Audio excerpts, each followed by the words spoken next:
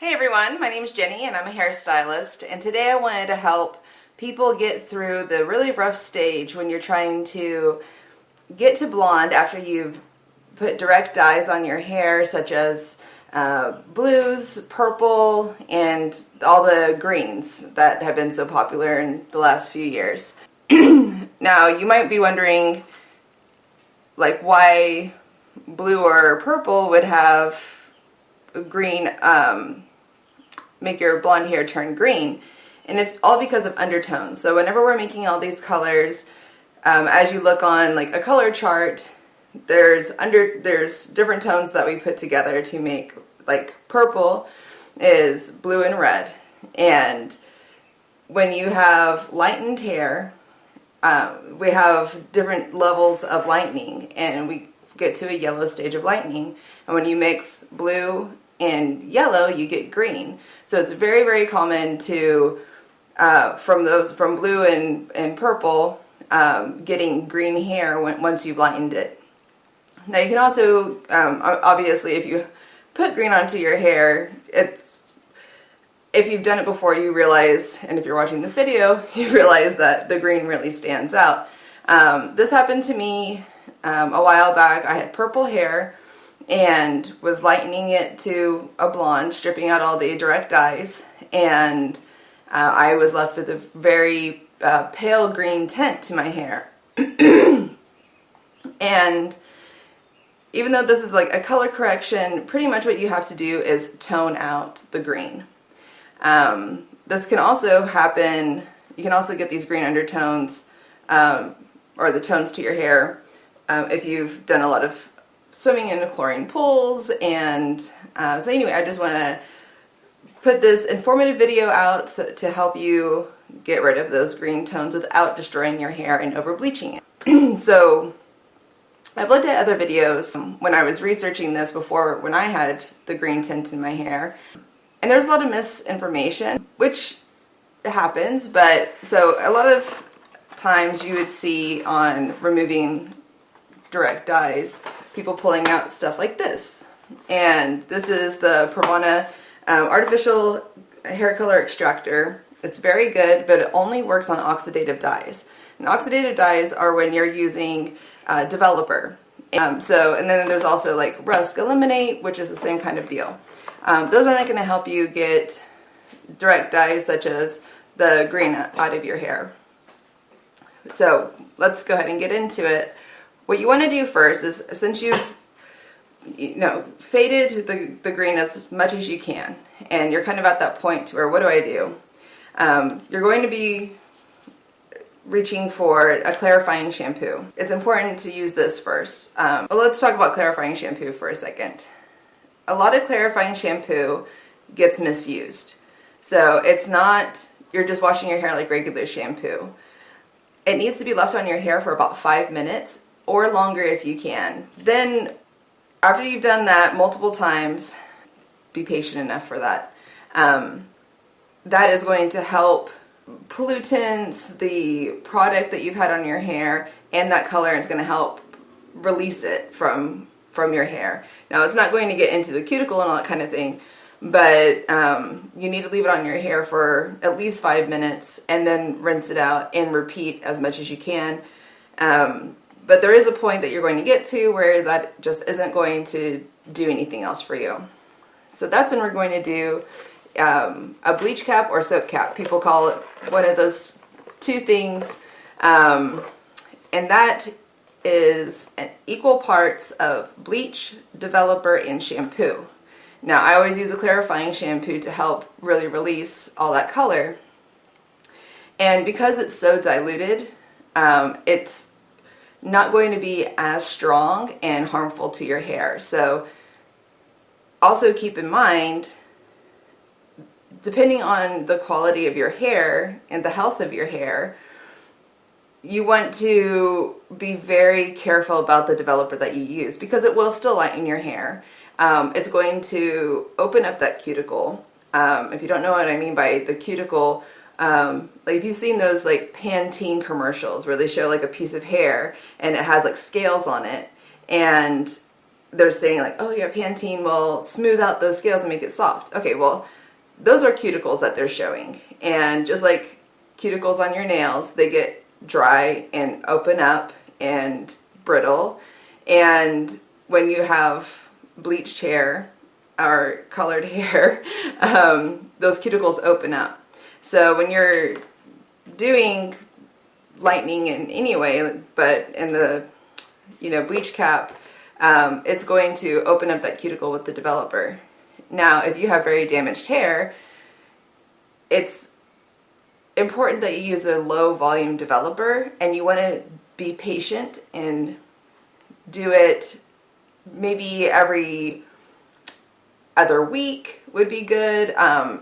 But if you're in a rush, you're going to do what you're going to do. So I'm just saying that it's good to space it out and do treatments in between, even when you're doing a diluted version such as the bleach cap.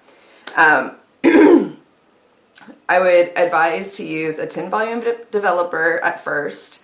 I have just a Sally's, the Salon Care 10 volume works great. Then I also, this is a professional product, but Sally's does have a good dupe for it that I will put up on the screen about here. This is the Blonde Me Bond Enforcing Premium Lightener, 9 Shades Desert, anyway, all that kind of thing. Sally's has a good dupe. It's not exactly the same. Obviously, pro products are products for a reason, but it's great to see Sally's have conditioning and just better bleaching products instead of just those like really harsh, like throwing acid on your hair kind of products that they've had in the past. They've really upped their game in the last few years, and it's fantastic. So what you're going to do, so it's 1 part the clarifying shampoo, so like 1 ounce. When I say 1 part, so like if you were doing 1 ounce, it'd be 1 ounce shampoo, 1 ounce bleach powder, and 1 ounce developer. And if you need more, then 2, 2, 2, 3, 3, 3. You know, it's just equal parts. You want to mix that really well in a mixing bowl. Always use a plastic bowl, never metal. And then you're going to put it on your hair and shampoo it in. And then you're going to leave it there, but you're going to watch it really closely. Especially, like, I would not go past a 20 volume developer. I don't ever recommend using a 30 or 40 volume developer for people who are not stylists, because it is so damaging, and we're trying to save your hair, not destroy it, right? So after you've left that on, you know, check it every couple minutes. The way to test your hair, and one thing, your hair is going to be wet, it's going to be weaker, but take your hair and in between your 2 fingers, go like that, like a little snapping of a belt, you know? And that's going to tell you how well your hair is doing, because if you do this and your hair comes off, you need to get that stuff off your head immediately. And so anyway, if your hair is healthy and it's lightening, and you know, do it for maybe 10 minutes, then you want to rinse it out and then see how the color is after that. You know, check, because you may do this and the green may come out, which would be fantastic. But if not, this is where my color correcting toning is going to come in. So once you've done that and you've got as much green as much of the green out of your hair as you could, and you're at that point to where you don't want to put any more bleach on your hair, you're going to get pink color. Now, I know this seems weird because you're not trying to dye your hair pink, and we're not going to dye your hair pink. We're going to tone out the green. So when we're talking about toning, now you may have heard of like using a lavender shampoo to get out yellows, and it's the same concept. So we're using opposite sides of the color wheel to help tone out that color, the color that we don't want. In this case, it's green. So the opposite of green is red. But red can be a bit harsh, especially in very pale hair. And if you have a very light tint of green, you don't want to go too far the opposite way. So what I did is just put a little dot, and you'll have to mix this yourself and see what color you want. It depends, like, it doesn't really matter what pink you use. I wouldn't go for the super, just like the very strong pinks that are going to be like really long lasting. You know, get like Manic Panic or something. You know, you want something that's not what you would go to if you wanted to keep pink hair for a long time, you know. I hope that makes sense. Because what you're going to do is mix this with a bunch of conditioner. So you're going to make it very pale. And so this is what I mixed. It's a very light pale pink, and this is all conditioner. And then what you do on wet hair, you want to make sure your hair is wet at this point, because when your hair is dry, it's going to absorb that pigment a lot easier than when it's wet.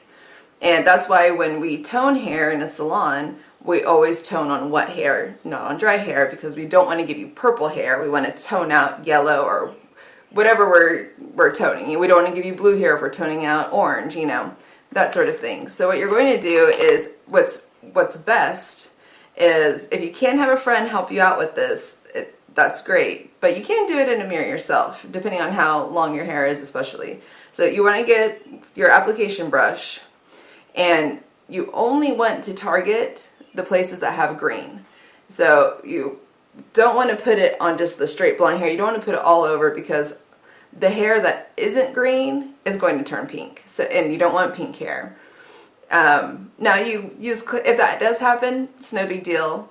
Use clarifying shampoo, wash it out with like very warm water. And that's what I forgot to say. Whenever you're doing this and rinsing out your hair, always use very warm water, because that's going to also open the cuticle and let all that dye wash out of your hair. You don't want to use cold water when you're washing out your hair if you're trying to get color out, because that's, cold water closes the cuticle, warm water opens the cuticle. So paint your pink conditioner mix onto all the green parts of your hair. This is going to work very quickly, and you're going to see the color change. It's going to tone it. The moment you see that color change, rinse it out, because you don't want pink hair. So once you rinse it out, do a good conditioning treatment on your hair, and then you should have neutralized blonde hair. So let it dry, and you can repeat this process. Obviously, like all toners, this is going to wash out over time. It's not a one-time and you're done kind of thing. One thing I have done is being able to tone over it after I've toned out the green, then go over with like a blonde that I like, and then you're pretty good after that. But I really hope that this was helpful. Let me know if you tried it. If you have any other tips, I would love to hear them. And good luck on your hair journey. I know it's hard when you see those green hair tints and you kind of freak out. So I hope this is helpful, and be sure to like and subscribe and check out my other videos. Have a great day. Good luck. Bye.